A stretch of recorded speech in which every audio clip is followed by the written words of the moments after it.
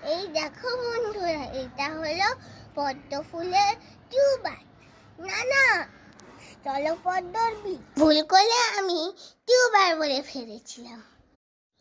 এই সময় বীজগুলোকে তুলে রাখো। বর্ষা এলে এইগুলোর থেকে গাছ করতে হবে। এই যে ফুলটা দেখছো, এটা কিন্তু বীজ নয়। এর ভিতরে যে কালো কালো দানাগুলো রয়েছে, এগুলোই আসল বীজ। এগুলোকে কালেক্ট করে রাখতে পারলেই এগুলো থেকে ছোট ছোট গাছ বেরোবে। স্থলপদ্ম আমরা এর বীজ দিয়েও করতে পারি, আবার এর ডাল কেটেও করতে পারি। কিভাবে তোমাদের স্থলপদ্মর গাছ করছো তা অবশ্যই কমেন্টে জানিও। ও হ্যাঁ, ভালো কথা।